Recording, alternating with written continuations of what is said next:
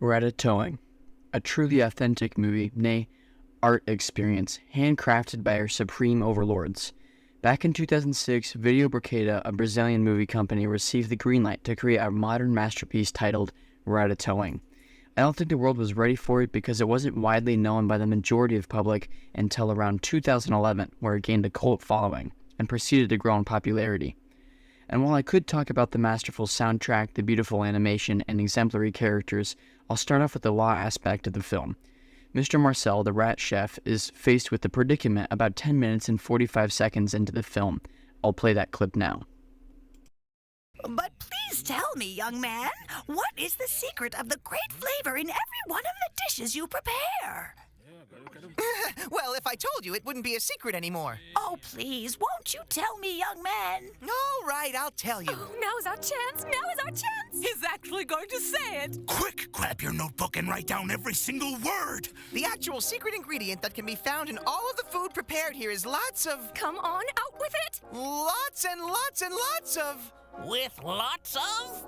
With lots and lots and lots of... This guy is just driving me crazy. The dishes are prepared with the secret ingredient of a lot of dedication and care. As you can see from this masterful dialogue, our protagonist... What? I had the wrong movie? But then I'll say Ratatouille. Oh, Ratatouille. The Pixar film? Okay, that's my bad. I'll just restart the recording. Sorry about that little mishap, everyone. We will actually be talking about Ratatouille while I create an entrance to the oasis, have possibly the most embarrassing run-in with a wandering trader, and finish up the cabin in our little Minecraft world. Spoilers ahead. Unlike this video, Ratatouille wastes no time introducing its characters. In just 5 minutes, Ratatouille tells us everything we need to know about Remy, his secret hobbies in the kitchen, and his love for food. We also learn about Anton Ego, the physical representation of death to creativity, and the chef he hates most, Chef Gusteau. In 5 minutes, Ratatouille sets up almost every major character, their personal goals and dreams, their motivators, and their antagonists. All of this without feeling rushed. Ratatouille fills its 2-hour runtime to the brim with jokes, beautiful animation that still holds up 16 years later, another fantastic score from Michael Giacchino, and rich characters with strong themes of creativity and dream chasing. Before we get into the philosophical aspects to the film, I want to speedrun a few things I want to say, but don't flow from one topic to the next.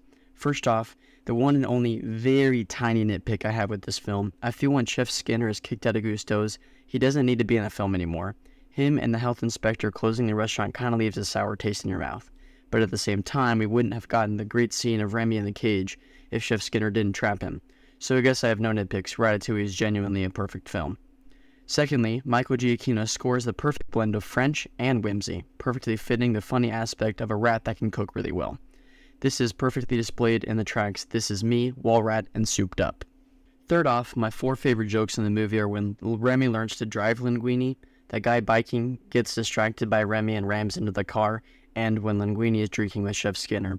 All 3 scenes are perfectly scored, cut, and timed with the unique concept that is Ratatouille, making for a great laugh every single time. My 4th favorite joke is when Horst is talking about all the ways he was thrown in jail. The abrupt, I killed a man with this thumb. Makes me chuckle every single time.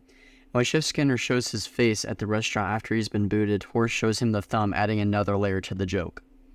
My favorite character that's exclusive to the first 5 scenes is the old lady. What could have just been a forgettable antagonist instead became a memorable one. This old lady is extremely relatable, doing her best to keep her home rat-free by whatever means necessary. Whether it's rat poison, excessive shotgun shells, or gas, this lady does not mess around. She grabs your attention for 10 minutes without saying a single word, just frustratingly muttering every once in a while. And it's definitely interesting to see that this old lady, the lady that got Remy hooked on the cook, became an antagonist for the rat colony only because Remy got ambitious in the kitchen. But this little old mute lady is the whole reason Remy and the colony flee, ending up in Paris, which is why I felt I had to mention her. Remy is a cook, and by having a dream that other rats don't usually have, it makes him an outcast. He doesn't fit in with the others, between walking on his hind legs rather than all fours and his fascination with humans. He's in contempt with the idea of living the same boring life all day every day like every other rat he knows. This makes the choice between comfort of the other rat world and the danger of his new world in the kitchen a lot easier. But it's not without its ups and downs. Him being a rat instantly makes those in the new world hate him. Pests don't belong in the kitchen, so what makes Remy any different? Remy may walk on 2 legs, wash his hands, and generally remain clean, but him existing in his area of expertise is enough for it to fall apart, which we see happen in the end, which is where Linguini comes in. Remy finds a protective shell through Linguini. Linguini makes it so Remy can do his work while appearing normal, but it's all a facade. At the end of the day, Linguini is a separate person with different ideals and behaviors. And when Linguini begins to act on his own rather than what Remy tells him, the two separate. Remy no longer able to do his work is hurt, faced with impossible odds. His reliance on others is what made him strong, but now he has no one.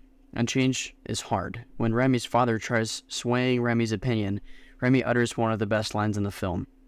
You can't change nature. Change is nature, Dad. The part that we can influence. And it starts when we decide. Although Remy was ready to get back to serving the people of Paris, Linguini was not ready to help Remy without giving up what he loved, which is Colette. Linguini is a nobody, simply a product of 2 lovers. His father passed away without even knowing he existed, and his mom left the earth without anything to give him except hope for a job, perhaps even the best job in Paris, the top chef at Gusteau's. But him being Gusteau's heir means nothing, because he can't cook. This is why, out of disparity, he saves Remy. Linguini knows he has no talent, and knows that without a way up, he won't get anywhere. He sees Remy as his way up, so he lets Remy take control, but not the credit. He falls in love with Colette, and puts Remy's talent under her name. Linguini slowly loses sight of why he was up so high to begin with. When he drops Remy, his life falls apart, his ego shatters, and his world comes crashing down. Linguini lied to everyone, saying he was more than what he was, but the 2 people he hurt most was Remy and Colette. Lying rarely does any good, but those we love the most usually get the worst of it. Linguini realizes, I have no talent at all. But this rat, he's the one behind these recipes. He's the cook. The real cook. He realizes that he got too comfortable hiding, and he wasn't ready for the spotlight. He apologizes to Remy, saying, I've never disappointed anyone before because nobody's ever expected anything of me. And now that Linguini's little chef is made known, Linguini, Colette, and Remy can spread their wings and serve Paris to the best of their abilities. With yet another parallel to Ratatouille's theme, Colette tells us that all the cooks in Gusteau's kitchen came from different places, but they all could be great chefs. However, unlike Remy, most of them don't act on their talents, only going with the flow and following the recipes prepared for them. Colette has spent years perfecting her craft like the other cooks, and wants to make new things but doesn't have the power to. After all, it was Gusteau's job to do something unexpected, not hers. This is why she took pity on Linguini, the rising star. She had been there at some point in time, struggling to keep up with those around her. She could have let Linguini drown, but decided to help him. Colette decided to help him succeed because that was what she always wanted, and now had a way to support a friend, live his goals and dreams. But Remy took advantage of her advice, and used Linguini to blow past her in the fast lane, hurting her feelings in the process. After Linguini fails to acknowledge Remy's importance, Remy acts out of anger and resentment, bringing his family into the kitchen to eat. He has every right to be angry with Linguini. Linguini left Remy without acknowledging his own reliability on his tiny chef. But Remy has no right to intentionally hurt those around him, and when he does, it backfires.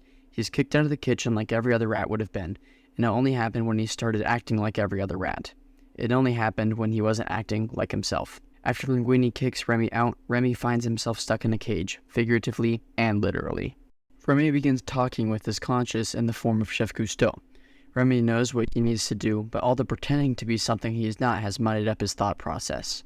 After a bit, Remy proclaims, I know who I am! Why do I need you to tell me? Why do I need to pretend? Remy realizes that himself is all he's ever needed. He no longer needs to pretend to be a human through Linguini or a rat for his father. He has his talents, and that's all he needs now that Linguini's little chef secret is out. After a little bit of physical help from friends and family, Remy steps up to his fullest potential and leads his buddies in one last effort to save the restaurant. They'll fail without me! Why do you care? Because I'm a cook! And you've been playing without an opponent, which is, as you may have guessed, against the rules. You're Anton Ego. You're slow for someone in the fast lane. Anton Ego serves as a physical antagonist to Linguini, but more of a psychological antagonist to Remy. If Remy fails to impress the toughest of critics, then he really is no better than the other cooks in the area. And, if Remy fails, Linguini will lose his job, and Remy will likely never be able to cook again. That's why I like to think of Ego as a physical representation of death to creativity. He has a skull typewriter, a pale complexion, a tall and threatening demeanor, and a low gravelly voice. His review room is even shaped like a coffin. Ego sucks the life out of everything around him, with little to no effect on his reputation. In many ways, the work of a critic is easy. We risk very little, yet enjoy a position over those who offer up their work and their selves to our judgment. Remy put himself, his true self, out in the open to see. He made something that maybe not everyone liked, maybe not everyone thought would be great, but he made it. He put his soul into his Ratatouille, making it differently than the traditional way. And though it was risky, it was what he wanted. In the end, it was what Ego wanted, something refreshingly new. Remy's Ratatouille gave Ego the perspective he wanted. Ego was sent back to his childhood.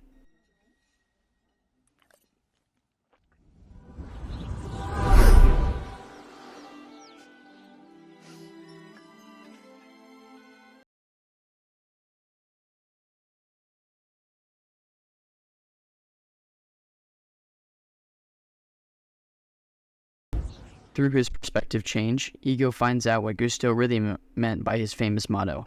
But I realize only now do I truly understand what he meant. Not everyone can become a great artist, but a great artist can come from anywhere. Gusteau said anyone can be a great artist, but only the fearless can be great. Remy was fearless, putting his life on the line many times just to do what he loved. Remy never backed down, and he never gave up. I truly believe that new talent can come from anywhere. Though it may not be the popular or well-known road you take, it's your road for the taking. People may tell you not to travel the road, but how are you supposed to know where it goes unless you take it? The world is often unkind to new talent, new creations. The new needs friends. Support your friends in their endeavors, and if it fails, help pick them back up. And when someone tells you to back down from a dream, face it head on. Life may be difficult, change is inevitable, but that's the funny thing about change. Change is nature, Dad. The part that we can influence. And it starts when we decide. That sums up my thoughts on Ratatouille. If you enjoyed today's video, I ask you drop a like and share with your fellow movie lovers. And if you haven't seen the movie, go watch it and see what you think. Your own opinion will always, sometimes, be more important than mine. Next week's video is going to be on I Am Legend. Subscribe so you don't miss out on that.